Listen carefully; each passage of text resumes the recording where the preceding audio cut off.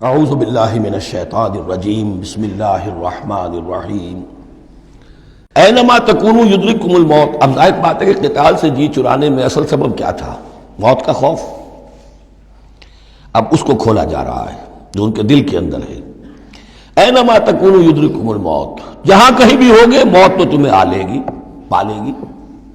وَلَوْ كُنْتُمْ فِي بُرُوجٍ مُشَيَّدَةٍ، خواہ تم بڑے مضبوط فورٹیفائڈ دلوں کے اندر اپنے آپ کو جا کر محصور کر لو۔ بروج قلعے کے لیے آتا تھا، مشیدہ بہت مضبوط۔ وَإِن تُصِبْهُمْ حَسَنَةٌ يَقُولُوا هَٰذِهِ مِنْ عِندِ اللَّهِ۔ ان منافقین کا ایک اور طرز عمل دیکھیے، اگر مسلمانوں کو کوئی اچھی شے مل گئی، کوئی فتح ہو گئی، کوئی اور خیر آ گیا، حضور کی تدبیر کے اچھے نتائج نکل آئے، تو اسے حضور کی طرف منسوب نہیں کرتے تھے۔ کیا کہتے تھے؟ ان تصیبہم حسنۃ یقولوا ھذہ من عند اللہ، بڑا اللہ کا فضل ہوا، بڑا اللہ کا کرم ہوا، اللہ نے کیا ہے۔ وَإِن تُصِبْهُمْ سَيِّئَةٌ، اگر کوئی تکلیف آ گئی، کوئی مصیبت آ گئی، یقولوا ھذہ من عندک، اے محمد آپ کی وجہ سے ہوا ہے، یہ آپ نے یہ غلط اقدام کیا، آپ نے یہ فیصلہ کر لیا کہ کھلے میدان میں جا کے جنگ کریں گے، ہم نے تو مشورہ دیا تھا آپ کو، آپ کی بھی رائے یہی تھی کہ مدینے کے اندر محصور ہو کر جنگ کریں۔ خیر آ گئی تو اللہ کی طرف سے، اور اگر تکلیف آ گئی تو اے محمد آپ کی طرف سے۔ قل کل من عند اللہ، کہہ دیجئے یہ سب چیزیں، خیر ہو، شر ہو، تکلیف ہو، آسانی ہو، مشکل ہو، جو بھی صورت میں سب اللہ کی طرف سے ہیں۔ فما لہؤلاء القوم لا یکادون یفقہون حدیثا، تو ان لوگوں کو کیا ہو گیا ہے کہ یہ کوئی بات بھی نہیں سمجھتے، ان کی مت بالکل ماری جا چکی ہے۔ اب یہاں جو اگلی آیت ہے اس کے بارے میں کافی قول ہیں، لیکن جو میرے نزدیک راجح ہے وہ میں بیان کر رہا ہوں کہ اس میں تحویل خطاب ہے۔ شروع میں جو خطاب کیا جا رہا ہے وہ ان مسلمانوں کو جن کی طرف سے یہ کمزوری یا نفاق ظاہر ہو رہا تھا۔ ما اصابک من حسنۃ فمن اللہ وما اصابک من سیئۃ فمن نفسک۔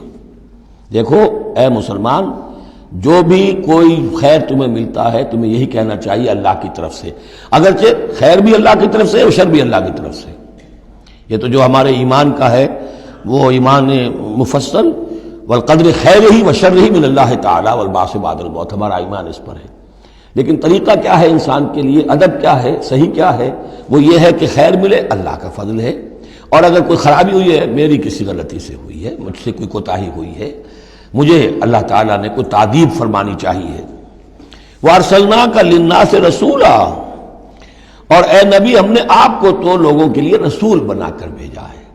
ایک یہ قول ہے کہ اس میں تحویل خطاب ہے، ایک یہ کہ درمیانی ٹکڑے میں بھی خطاب تو حضور سے ہی ہے لیکن استجاب کے انداز میں، اچھا تو جو انہیں خیر مل جائے تمہیں وہ تو ہے اللہ کی طرف سے، اور جو کوئی برائی آ جائے تو اے نبی آپ کی طرف سے ہے۔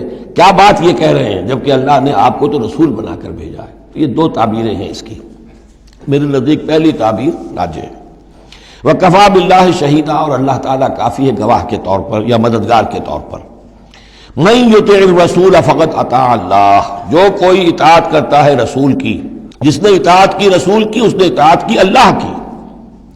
یہ ٹکڑا بہت اہم ہے، اس لیے کہ اس کے ساتھ ہی آپ حدیث اپنے دماغ میں ٹانک لیجئے، اپنے ذہن میں، اس لیے کہ یہ جو کام تھا سارا کا سارا ایک جماعتی زندگی کے تحت ہو رہا تھا، اور اس میں رسول جو ہے صلی اللہ علیہ وسلم وہ جنگ میں ہے تو کمانڈر ان چیف ہے، لیکن کمانڈر ان چیف کے ساتھ دوسرے چھوٹے کمانڈرز بھی تو ہوتے ہیں، میمنہ پر، میسرہ پر، قلب پر، عقب پر، ہراول دستے پر کون ہے؟ لہذا چین ہے یہ اطاعت کی، سم اطاعت کی، کہ حضور نے فرمایا من اطاعنی فقد اطاع اللہ، وہ تو یہی بات آ گئی، من یطع الرسول فقد اطاع اللہ، من اطاعنی فقد اطاع اللہ ومن عصانی فقد عصى اللہ۔ جس نے میری اطاعت کی اللہ کی اطاعت کی، جس نے میری نافرمانی کی اللہ کی نافرمانی کی۔ ومن اطاع امیری فقد اطاعنی، جس نے میرے مقرر کردہ امیر کی اطاعت کی اس نے میری اطاعت کی۔ ومن عصى امیری فقد عصانی، اور جس نے میرے معین کردہ امیر کی مخالفت کی یا اس کی نافرمانی کی اس نے میری نافرمانی کی۔ تو یہ چین چلے گی اوپر سے نیچے تک، جو بھی جماعت ہوگی، لشکر ہوں گے، اس میں جو ہے رینکس ہوں گے، اس میں کارڈرز ہوں گے، اسی طریقے سے یہ سم و طاعت جو ہے اس کی ایک زنجیر چلتی چلی جائے گی۔ ومن تولی فما ارسلناک علیہم حفیظا، اب جو اس سے منہ موڑ دیں، روگردانی کریں، تو اے محمد صلی اللہ علیہ وسلم، ہم نے آپ کو ان پر داروغہ بنا کر یا ذمہ دار بنا کر نہیں بھیجا ہے، وہ پھر اپنا معاملہ اللہ کے ہاں جا کر وہ خود اس کا محاسبہ جو ہے فیس کریں گے۔ وَيَقُولُونَ طَاعَةٌ، اور ان منافقوں کا حال یہ ہے کہ آپ کے سامنے تو کہتے ہیں طاعہ، ٹھیک ہے آپ نے جو فرمایا قبول ہے، ہم اس پر عمل کریں گے۔ فَإِذَا بَرَزُوا مِنْ عِنْدِكَ، جب آپ کے پاس سے جاتے ہیں، بَيَّتَ طَائِفَةٌ مِّنْهُمْ غَيْرَ الَّذِي تَقُولُ، اور اب ان میں سے ایک گروہ جو ہے وہ جا کر ایسے مشورے آپس میں شروع کر دیتا ہے جو خلاف ہے اس کے جو وہ وہاں کہہ کر گئے ہیں۔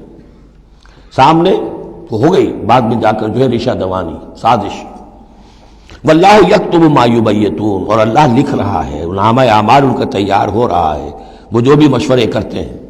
فاعرض عنہم، تو اے نبی ان سے اعراض کیجئے، ان کو دفع کیجئے، چشم پوشی کیجئے، یہ کوئی نقصان نہیں پہنچا سکیں گے۔ اس میں بھی مصلحت یہ ہے کہ ابھی ان کے خلاف اقدام کرنا خلاف مصلحت ہے۔